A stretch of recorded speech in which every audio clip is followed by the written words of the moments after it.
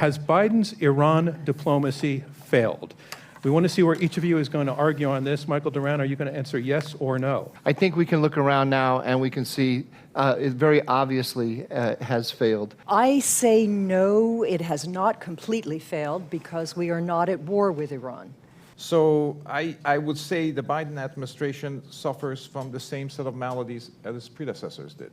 Can Israel live with a nuclear Iran? Nuclear weapons will help further intimidation and further stress the Israeli society in that respect. Second of all, the possibility of two nuclear arms adversaries getting out of hand is real. Yeah, Israel has at least 90 nuclear warheads. It has a second strike capability.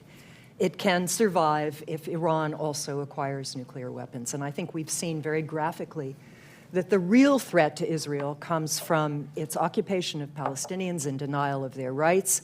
If the Iranians were to get a nuclear weapon, the offense-dominant regime that they have established, that Hezbollah has established in the north, will become a super offense-dominant regime because they will be conducting these conventional military actions against Israel under an Iranian nuclear umbrella.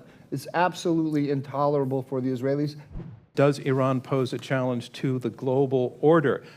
It is now part of a global alliance. With Russia and China alliance that has been cemented recently in a really fundamental way.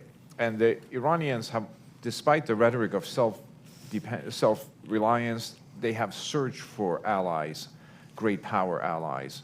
And now they're part of that. But with great power allies come responsibility or requests. Iran today is involved in a war in Central Europe. It's involved in the war in Ukraine.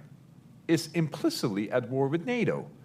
There are no ideological or practical or national interests at stake here.